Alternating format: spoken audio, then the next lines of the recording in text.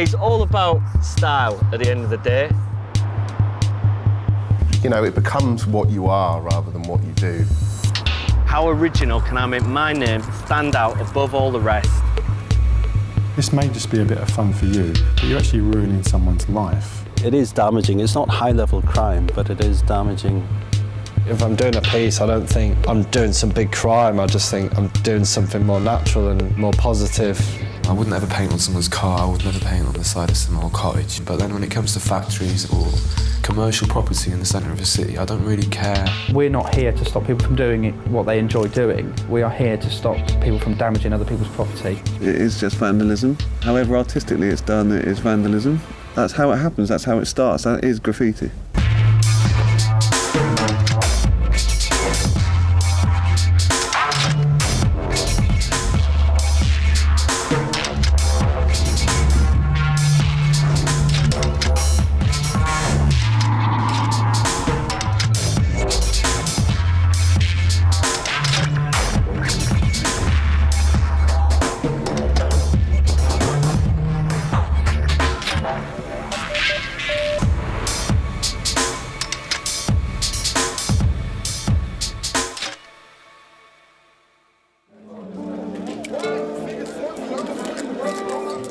I first got into graffiti around the summer of 1983. Before I started, in pretty much the whole of England, I think 3D and the Z Boys were probably the only guys painting, apart from a few guys in London. And it kind of caught the public's eye. There was a big article in Venue about stuff, lots of stuff in the Evening Post about who were these people. And the kind of whole anonymity of it that Banksy's receiving now was happening then because it was new and no one knew about it. So it was quite an exciting time. When I took it up with some fellow friends called FLX and Jinx of the Crime It crew, there wasn't a massive crowd of people doing it, but it gradually mushroomed and mushroomed. Then we had guys from Swindon and Birmingham, so it became a national thing, and then we started to go to Europe. We started practicing doing tags and designs and, you know, out in the backyard, and then vandalising the lane around the back of the house, and then spread out across the city, slowly but surely. Just seeing your art in a large format around your area and being able to walk around, kind of point at things and say that I've done that and I've done that. And watching your name go by, I think, is how they phrase it in a certain book. I guess it combined a love of art with something sort of rebellious and fun, exciting, a bit dangerous, a bit anti-establishment. I mean, what more do you need to appeal to teenagers, really? Since graffiti first started appearing on the streets of the UK almost 30 years ago, it's come a long, long way. It's more popular, more accepted, and has moved into galleries and onto our living room walls. A trend best illustrated by the artist Banksy, whose work now sells for hundreds of thousands of pounds. Public perception of graffiti has changed a lot, and a lot in the last few years actually, and you could probably roughly tie it with Banksy's kind of active career and fame. Before, in a lot of people's minds, it was associated with, you know, it was just something, it was a bit of an eyesore, part of the grey fabric of inner city life. It had bad associations. You'd think if an area has loads of graffiti up, probably means it's unsafe. Now, I think a lot more people are opening their eyes when they're walking around the street saying, what have we got on the streets around here? People saw it as a violent, kind of trouble-breeding environment. Now, things have gone more along an iconic kind of image-based stuff rather than lettering. People see it as beautiful art and just pieces of street art rather than the graffiti that they used to perceive as being bad. So I think it's generally evolved for the better.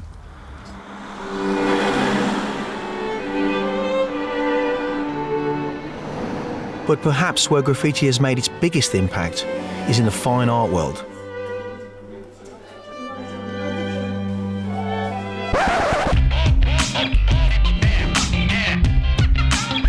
At his Kensington gallery, Acaris and Deepa has had unprecedented interest in an exhibition of his own personal Banksy collection. We've done exhibitions of Warhol, Lichtenstein, Hockney, Damien Hirst. We usually would expect approximately 200 people maximum on a Saturday, whereas we're getting closer to 3,500.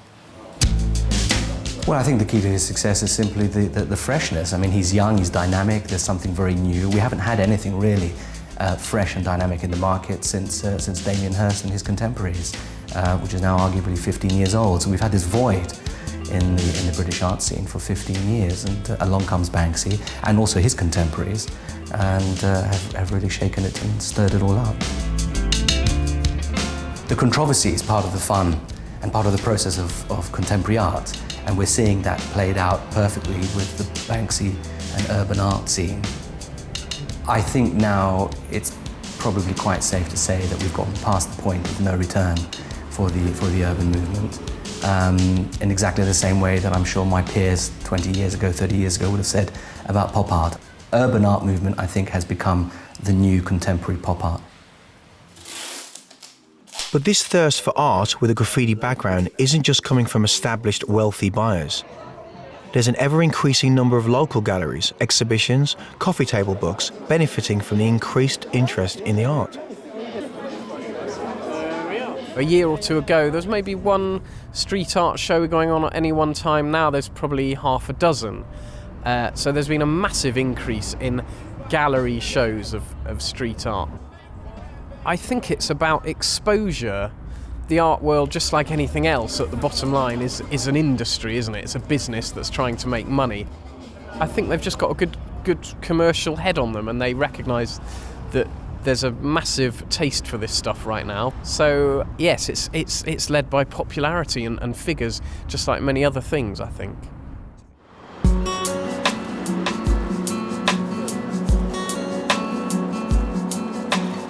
The artist Paris has been painting graffiti for 20 years. He now makes a living from his art and has his own take on how graffiti has arrived where it is today. I think it's just been a matter of time for graffiti to be accepted by the public. I think it could always see it coming because it's the art of the people. And now it's great that it's actually getting exposure to all walks of life. I think the media's got a big part to play in helping that, and it has done since the beginning, since the times in New York. It's books and documentaries and films that have helped spread the word of graffiti. Now it's far more digestible for major collectors, for major galleries. I think they're finally getting it at last, after 30 years of us, painting the streets outside their offices or whatever. Now they're really starting to sit up and take notice.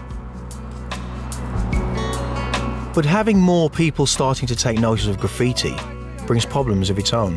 But, you could always ask people to put forward ideas. I'm not. I don't want any ideas off anyone else. I want to paint what I want to paint. If you go around to the Duke of York, around the corner, I painted that. I mean, that's for the public. This is for us. Okay. All right? It's just the public see it. Everyone sees it. I see it as well. But if I tried to please everyone on the road by here, it'd be like cooking a pizza with everyone's favourite topping. It would be disgusting. I doubt there'd be many people who'd say, that's what I've always wanted to see along there. I'm not bothered, No, I'm sure you're not. Since the rise of public art and since the rise of Banksy, it's kind of made everyone an art critic. Everyone thinks they've got something to say about it. I respect his opinion, but this is for us. I'm painting for myself and anyone that likes this today.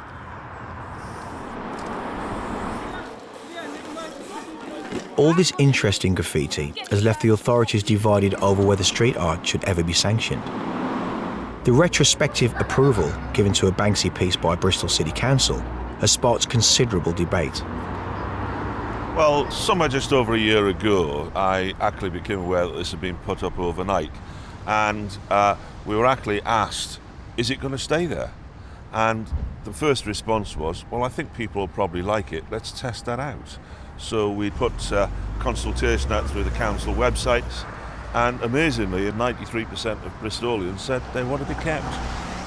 Councillor Hopkins put it to the vote because he didn't have the guts to make a decision himself. He wanted everybody else to say. As I've said, I don't disapprove of the picture per se. I just think that if you allow it to stay, you're condoning vandalism. Bristol City Council They used to set us up with an art project and then they'd shut it down the next week. They used to fund us to do painting in legal places. All we ever asked for was a legal site to paint. They never gave it to us. And now they're like hero worshipping Banksy stuff. And I mean, it's completely, they've turned their argument around. So in a way, it's complete hypocrisy, I see. They're just using it because they see it's popular with the masses and they want to, tag along to that. Making an exception of Banksy seems to throw up some contradictions, but officially the authorities' stance remains unchanged. We have to be very, very, very, very clear as an authority that we don't tolerate graffiti in the form of illegal art or tagging in any way, shape or form. And the only graffiti we do support in an art form is that is commissioned and controlled and supported by the local communities. If you deface someone else's property, whether I think it's right or someone else thinks it's right or wrong, is totally irrelevant. That act in itself is illegal, and we have a very clear message that we have to send to people that participate in that sort of activity, that it is criminal, and if you are caught doing it, you will be prosecuted and you will face a criminal record. So, caught between the softening public opinion and conflicting messages from the authorities, where does this leave the growing number of artists with one foot in legitimate art and the other in illegal graffiti?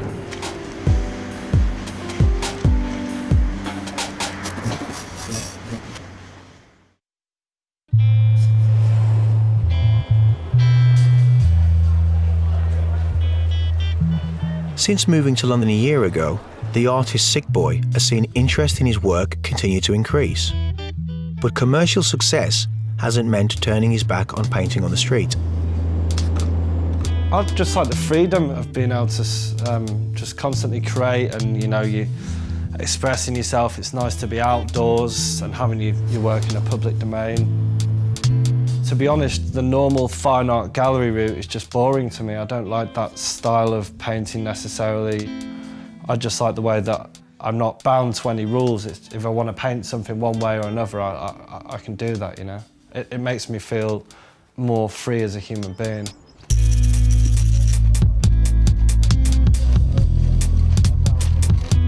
I just see it as doing art. If I'm doing a piece, I don't think I'm doing some big crime. I just think I'm doing something more natural and more positive. It's egotistical on one level, you just want to be known for your work and you like to see your stuff about. I think it's nice to be able to see your work, not in a sketchbook in your bedroom or just on a canvas in your studio, but outside with people walking past. Despite the current popularity of his work, Sick Boy is keen to distance himself from the hype surrounding graffiti and street art. I mean, at the moment there is a lot of demand for my work and I could cash in and I could be releasing 1 or 2 prints a month and, getting lots of money, but I don't think there's a need to cash in. It's more important for me, to look at where I'm going to be when I'm 40, 50 years old. I'm still going to want to be painting, I'm still going to want to be selling my paintings. So I don't want to just really spank it now and then regret it later.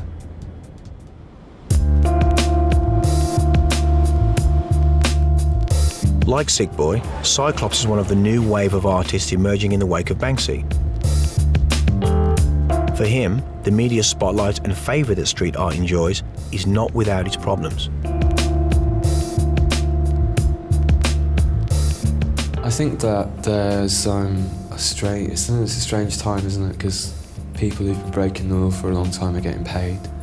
Certain artists' work is kind of lauded and protected, while other work is kind of vilified and marked out as being antisocial and an eyesore. I find that difficult to swallow because that's making a judgment call. You can't really do that with art. You can't make a judgment and kind of say that's what everyone ought to think or everyone should think. This is our environment, this is our city, but most people wouldn't ever dream of altering it or changing it, well, why not? It's our city,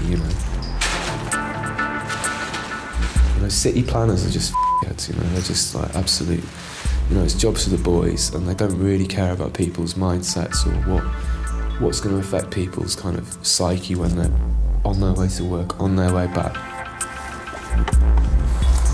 Anything to change that, any small thing, it's just like a little bit of resistance, isn't it? You know, I'm not like a freedom fighter or anything, but it's just like a little bit of a challenge, just a little bit to say, well, I don't really believe in what it is you're trying to sell me at all.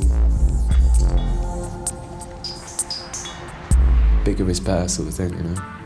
And you change the meaning of something by amplifying its scale, even if it's a simple object. If you make it big enough, people have to think twice about what it might mean, you know.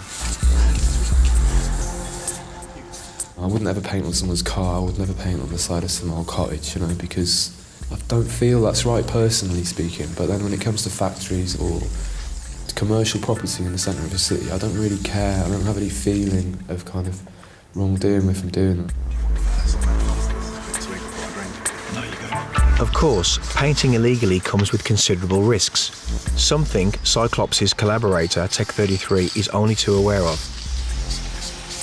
I mean, because I'm like 33 years old now and everything's perfect for me. I've got a perfect home, loads of like savings through selling paintings. The only thing I could do to ruin things at the moment is if I get caught for doing illegal graffiti and I get a fine. But still, to me, it's worth it. It like drives me on, because when I'm working hard, I like look forward to my the days off, like when all the work's done as well, and I like want to be out there with like Cyclops and Sweet Tooth.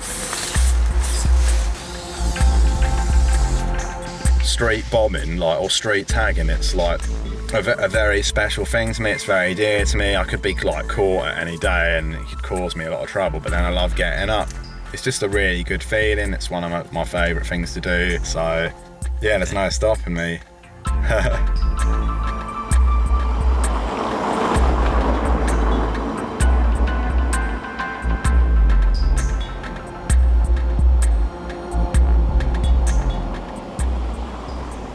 For Paris, it's precisely the risks of getting caught that eventually made him give up doing illegal painting. I really turned my back on legal graffiti just because of the risks involved with that, and that whole culture. Even going to court, even getting arrested is so demeaning and so soul destroying. These days it ain't worth it. I can get a lot more done going through the right channels to create the work that I really want to do. Getting permission from property owners often means he can still paint what he wants, but concentrate on doing large-scale walls that would be difficult to do illegally. It's good to sort of step out of the, step out and take the bows, get the acclaim for, me the person, and not have to hide behind a pseudonym. Paris, Graham Jews, it's all, it's all the same package.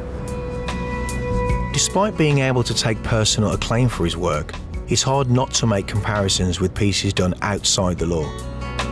Something high profile in a really good spot that's well done, that's really well executed. You can't beat that, yeah. And I do get jealous because, running those sort of risks is not what I'm about anymore. I miss those times. Paris is not alone in giving up the illegal side of graffiti, but amongst those who don't, it's the most persistent and prolific that the police target. Graffiti itself is not a crime, but putting graffiti on someone's property without that person's permission is a crime. We're not here to stop people from doing what they enjoy doing. We are here to stop people from damaging other people's property. The main type of graffiti that we investigate is the tagging, because that is where the most damage is caused. But it doesn't mean to say that you can go and do a big colourful mural and just because it's not a tag, it's all right to do it on someone's property.